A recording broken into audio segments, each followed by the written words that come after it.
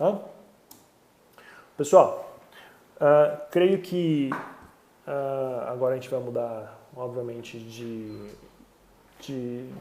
classe, né? de separação. A gente vai falar das homogêneas. As homogêneas são extremamente mais resumidas do que as heterogêneas, tá? Fica tranquilo, tá? Fica tranquilo com relação a isso e com relação ao tempo. Nós vamos dividir esse material provavelmente em 2 ou 3 aulas, né? Então você deve ter terminado a heterogênea aí. Provavelmente então, você deve ter passado aí o material de 1 a 2 aulas, tá? Vamos então para misturas homogêneas. Misturas homogêneas. Então, aqui, como eu havia dito anteriormente, no começo da separação de misturas heterogêneas, nós temos um material agora que ele possui uma afinidade maior. Tá? Ele possui uma afinidade maior. O que isso significa? Significa que a gente vai ter que se utilizar de métodos, de propriedades da matéria que nós sabemos para essa separação. E as principais propriedades que nós utilizamos é ponto de fusão e ponto de ebulição, tá? Mais aí com relação aí ao seu ponto de ebulição. Então, o primeiro método que nós podemos analisar é sólido líquido, tá? Sólido líquido, a evaporação, né, que é o nome do método. Ele é utilizado para a separação então de sólido líquido e, pessoal, anota aí para você, tá? Anota. A evaporação, quando você faz a evaporação, você perde o líquido. Você perde esse líquido. Então, o que acontece? Você não pode utilizar a evaporação quando esse líquido fizer parte da sua amostra inicial. Então, isso não pode ser feito. Tá? Isso não pode ser feito. Então, nós temos a evaporação só quando eu quero eliminar o líquido e ficar apenas com o sólido. Na figura aí nós estamos mostrando o quê? Nós estamos mostrando as salinas, né? Então nós temos a evaporação da água do mar e a obtenção apenas do sal. Nesse exemplo nós temos diversos sais, aí nós mudamos o nosso problema para a separação desses sais, que são misturas aí, nesse caso, misturas heterogêneas. A parte sólida ali é mistura heterogênea, tá? Destilação simples. Né? Destilação simples, agora, ela também é utilizada com o mesmo método. Né? Nós utilizamos necessariamente a característica da substância. Qual que é a característica da substância? A temperatura de ebulição. Para ser mais exato, nós utilizamos a diferença da temperatura de ebulição. Então, o que nós temos nesse caso? Nós temos um sólido, né? Nós temos um sólido que tem uma temperatura de fusão e ebulição, obviamente, superior à temperatura de ebulição e fusão do líquido. Então, o que nós fazemos? Nós simplesmente colocamos essa amostra em em um recipiente fechado. Esse aqui é um balão de destilação, tá? Um balão de destilação, ou como está na figura aqui, frasco de destilação. Nós acoplamos um termômetro aqui. Para que desse termômetro? Obviamente para a gente ter um controle da temperatura, para a gente não ter a aproximação dessa temperatura perto da temperatura de ebulição do sólido, tá? É só um controle de temperatura, tá? Porque na verdade quando a gente tem sólido e líquido, na maioria esmagadora das vezes, essa diferença de temperatura de ebulição ela é gritante, né? Ela é gritante, então a gente não consegue chegar nessa temperatura. Mas lembrando que o processo de evaporação ele pode se dar no sólido. Então não necessariamente você ter a temperatura de ebulição para que esse sólido consiga passar para a fase gasosa, tá? Consiga passar para essa fase gasosa. Então, qual que é a ideia aqui? Eu preciso de uma temperatura elevada o suficiente para que o líquido passe para a fase gasosa, porém eu não posso aumentar muito a temperatura para esse sólido não começar a sofrer uma fusão, né? E a partir do momento que ele funde, ele pode estar evaporando, tá? Então vamos lá. Prosseguindo o sistema. Então, a partir do momento que eu conseguir passar esse líquido para a fase gasosa, ele vai percorrer o sistema e vai passar por um condensador, tá? O próprio nome diz, né, para que serve o condensador, ele vai condensar o vapor que está ali, né? Nós temos o preenchimento do tubo externo, aqui, né, através de água da torneira. A gente pode colocar uma água da torneira aqui sem problema algum, uma vez que consegue visualizar que nós temos dois tubos, né, dois cilindros concêntricos, né, e esses cilíndricos concêntricos, nesse cilindro interno vai passar a minha amostra de vapor que vai ser condensado e vai cair aqui, né?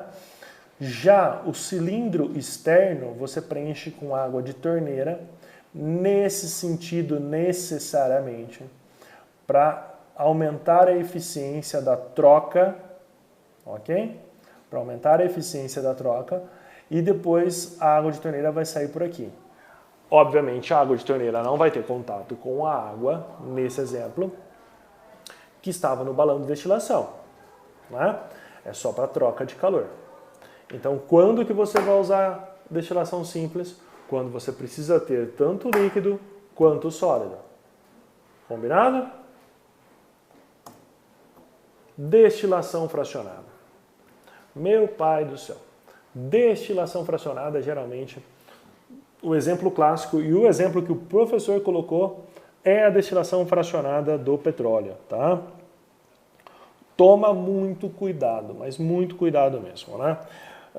Geralmente o aluno associa muito destilação fracionada ao petróleo e praticamente tudo que ele vai falar do petróleo, o aluno tende a assinalar destilação fracionada. Então a gente tem que tomar muito cuidado com isso, tá? Tem alguns exemplos ali que, se eu não me engano, da nossa própria apostila, e depois a gente vai falar da resolução de exercícios, tá? Que, na verdade, utiliza outros métodos. Ele está falando de outro processo de separação do petróleo e não seria a resposta à destilação fracionada. Mas beleza, vamos simplificar aqui. Basicamente, a destilação fracionada é para separar líquido-líquido. Obviamente, o que nós temos? Né? O petróleo bruto, necessariamente, ele vai ter o quê? 3 estados. Eu tenho componentes nos 3 estados físicos. Tá? Nos 3 estados físicos. Então, o que nós vamos fazer? Nós vamos fazer um aquecimento. Esse aquecimento vai passar parte do material sólido para gás, para líquido e posteriormente para gás, tá? Isso acontece com a minoria dos sólidos. A maioria dos sólidos ela vai ficar no resíduo, tá ok? A maioria do sólido vai ficar no resíduo. Isso facilita a nossa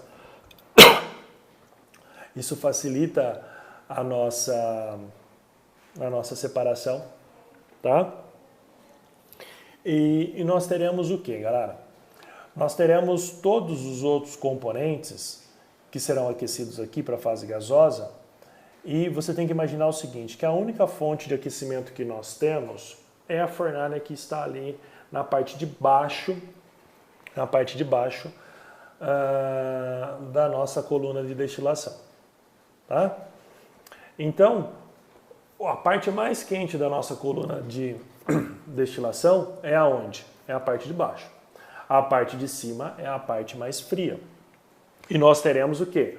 Um gradiente de temperatura, né? Então, quanto mais a gente se deslocar para a parte superior dessa coluna de fracionamento, nós teremos uma diminuição da temperatura da coluna, tá? Como nós havíamos dito, já você viu isso em aulas anteriores, né? O petróleo nada mais é do que uma mistura basicamente de hidrocarbonetos, né? De hidrocarbonetos. E quanto maior for o tamanho dessa cadeia do hidrocarboneto, maior será a temperatura de fusão e temperatura de ebulição, tá? Então, o que você vai pensar? O material que tenha a maior cadeia carbônica, ele vai ser encontrado aonde? Na parte de baixo.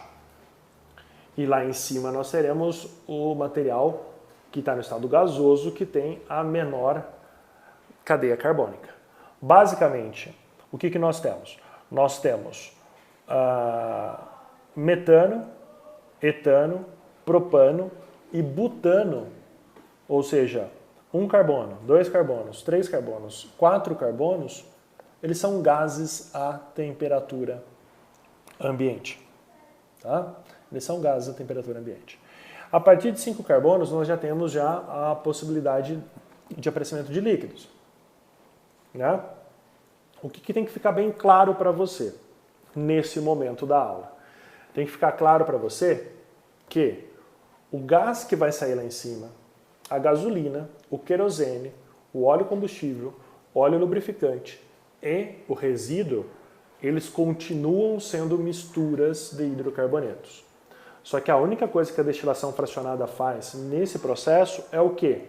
É você diminuir o range de carbonos. Então, basicamente é o seguinte, se a gente for pensar ali em óleo de resíduos parafinas, né? Parafinas que podem chegar ali a mais de 30 carbonos, e o gás, que pode ser o gás natural que tem 1 carbono só. Então eu tenho um range de 1 a 30 no petróleo. Eu tenho um range maior, mas vamos dar um exemplo só para explicativo, tá? Agora, se eu for trabalhar ali com o gás, a minha amostra 6 que vai sair lá em cima, vai sair uma mistura ainda? Vai, mas só que é uma mistura só de 4 componentes provavelmente, né? Que seriam os 4 que eu falei, levando em consideração só os alcanos, tá? Só os alcanos. A gente pode ter uma mistura um pouco mais acentuada de um ou outro, dependendo de levar em consideração o exercício aí em questão. O que eu quero que você entenda na destilação fracionada? Que então, como a gente já havia dito, a gente consegue separar de forma mais efetiva, pois o que está acontecendo aqui são várias destilações ao mesmo tempo. O que você vai pensar? O material que é um material, a mistura, ela vai entrar por baixo do recipiente, na parte de baixo do recipiente, e ela está aquecida. E para vencer todas essas etapas, tá, que isso pode ser chamado de pratos teóricos, né, a gente pode até calcular quantos pratos teóricos a gente precisa para uma separação de uma certa mistura, mas isso não é cobrado para você, fica tranquilo. Cada uma dessas etapas a gente tem o que? Um prato teórico que vai equivaler ao quê? Imagina o seguinte, ó, eu tenho uma substância subindo na fase gasosa. Ela se encontra, ela vai ter uma diminuição da temperatura porque ela vai se encontrar com uma fase líquida que está sendo escorrida aqui, não vai? Essa diminuição dessa temperatura pode acarretar a condensação do material que tem uma temperatura de condensação maior. Entendeu? Então, o que vai acontecer? A condensação maior, ela vai simplesmente, a substância que tem a condensação maior simplesmente vai vir aqui para a parte de baixo. Enquanto mais para cima, cada vez mais a mistura vai ficar concentrada na substância que é a substância mais volátil. Então, imagine da seguinte forma, como se fosse várias destilações ao mesmo tempo. Então, nós temos um gás que chega aqui, ele pode se transformar em líquido, só que ele é aquecido de novo, ele passa para gás e vence esse estágio. Né? Então ele passa para gás novamente, né? Ele vem cá, tá líquido, ele consegue vencer, até passar por toda a coluna de destilação. E aqui a gente tem vários andares. né? Esses andares aqui, se a gente quiser simplesmente separar depois de um equilíbrio térmico e tudo mais, a gente consegue separar as substâncias pela temperatura de ebulição, que é a mesma de condensação aqui no caso, né? Então aqui nós temos uma temperatura de condensação maior, aqui menor, aqui menor, aqui menor, aqui menor, o que vai gerar uma substância, provavelmente no topo da coluna, uma substância gasosa. Poxa, pessoal, aqui a gente teve uma desconfiguraçãozinha do slide, tá? Mas vamos explicar. Liquefação fracionada. Basicamente é o seguinte. Eu tenho dois métodos para separação de gases, tá? A liquefação fracionada e em alguns materiais a gente fala de liquefação total, tá? Então, vamos imaginar da seguinte forma. O que nós temos? Vamos trabalhar só com o ponto de ebulição, tá? A gente tem que tomar muito cuidado com essa definição e tudo mais, porque você pode estar se perguntando, ou talvez não, mas agora você vai se perguntar, porque o professor sempre coloca problemas para você pensar também. Liquefação e condensação, nós temos classificações distintas, lembra disso? Né? A liquefação, necessariamente, a gente utiliza isso para a passagem de um gás para o estado líquido, lembrou? Então nós temos o quê? Uma compressão isotérmica. Já quando nós temos uma condensação, a condensação, ela acontece o quê? Através também de uma compressão, tá?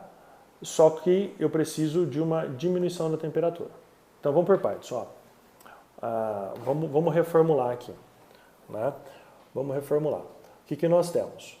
Pensa o seguinte, condensação. Condensação, quando eu faço uma compressão isotérmica e consigo passar algo que está no estado gasoso para o estado líquido, essa substância ela é classificada como sendo um vapor. Agora, se eu fizer uma compressão isotérmica em um gás, eu não consigo passar esse gás para o estado líquido, porque nós já passamos a temperatura crítica. Lembre-se de dar uma olhadinha lá nas nossas anotações de aulas anteriores, tá? E o diagrama de fases, tá? Mas aqui a gente vai dar um exemplo, a gente vai levar o nome aí liquefação fracionada e a gente vai só trabalhar com a temperatura de ebulição para exemplificar para vocês. Beleza? Então vamos lá. Nós temos lá nitrogênio, né, o ar convencional, aí nós temos em torno aí de 78% de nitrogênio e 21% de oxigênio. Os pontos de ebulição, menos 195,8 e menos 83 graus Celsius para o oxigênio. Então vamos pensar, galera. Pô, se eu quero fazer uma liquefação fracionada, é só eu diminuir a temperatura e essa temperatura ela precisa estar o quê? Ela precisa estar entre as temperaturas de condensação e eu tenho uma separação efetiva, né? Esse é o primeiro método, né? Lembrando que tanto oxigênio quanto nitrogênio são gases e esses gases não passariam apenas para o estado líquido através da diminuição da temperatura, tá? Mas só para facilitar o nosso exemplo, para ficar didático. Aí o outro procedimento que nós podemos efetuar é a liquefação total seguida de uma destilação fracionada. O que nós fazemos? Nós simplesmente vamos lá, diminuímos a temperatura a tal ponto que nós conseguimos condensar, entre aspas, né? Seria liquefazer esses dois gases, tá? E depois, agora eu tenho um outro problema. Qual que é o nosso problema atual? Nosso problema atual é uma mistura de líquidos agora. Então, se é uma mistura de líquidos, eu resolvo por destilação fracionada. Vou lá e aumento essa temperatura de tal forma que um passe para o estado gasoso e o outro não passe para o estado gasoso. Obviamente, aquele que tem uma temperatura de ebulição menor irá passar para o estado gasoso, enquanto aquele que tem uma temperatura de ebulição maior, né? Menor, desculpa, ele não passará. Último, nós temos lá a extração por solventes. Extração por solventes. A extração por solventes é utilizada para líquido-líquido, né? Vamos pensar da seguinte forma, né? O exemplo aí está com drogas e metabólitos, né? Nós temos lá o exemplo da urina, né? A gente pega um solvente orgânico e esse solvente orgânico ele tem mais afinidade, né, pelos metabólitos ali, ou as drogas, né, do que a nossa urina, né, que tem uma quantidade de água grande. Lembra sempre que a gente for falar de solvente orgânico ou fase orgânica, a gente está falando de uma substância que é uma substância apolar. Uma substância apolar. Então nós temos ali a extração por causa dessa afinidade e nós temos um extrato. Então a gente tem ali a extração desse metabólito, drogas, através da fase orgânica em questão. A gente poderia utilizar um outro exemplo. E esse exemplo seria o quê? A gasolina comercial. A gasolina comercial, ela tem um percentual de álcool em sua composição. Tem um percentual de álcool em sua composição. Se nós adicionarmos água, né, a essa gasolina convencional, a água vai conseguir extrair o álcool, que seria o etanol, né, para a fase aquosa. E deixaria o quê? Deixaria ali a gasolina só, aquela mistura de hidrocarbonetos, né? Que é uma fase apolar, que é um solvente orgânico. Beleza? Então, galera, esse foi o nosso último, né? O último método, né? Nós temos ali um link só para você pesquisar, mas sobre o nome de algumas vidrarias de laboratório, tá? Caso você tenha interesse, só para enriquecer a sua dissertação, no caso de uma segunda fase, para você saber os nomes de cada uma das vidrarias, né? E pessoal, eu queria agradecer você que assistiu o vídeo até aqui, você que pulou esse vídeo e está vendo o finalzinho do vídeo, você não vai para o céu, tá? Toma cuidado, né? Estuda nesse período. Vocês estão tendo aí uma amostra grátis da faculdade, assim como eu coloquei isso para vocês.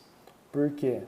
Vocês precisam ter autonomia nesse momento, tá? Você tem que manter o foco no seu objetivo, tá? Tem que manter o foco no seu objetivo e continuar os estudos. Eu quero lembrar que a gente está aqui para ajudar vocês, tá? Eu vou reiterar que pode fazer pergunta, tá? À vontade, sem problema algum. A gente vai, na medida do possível, a gente vai estar auxiliando vocês, tá? Um grande abraço e tudo vai dar certo.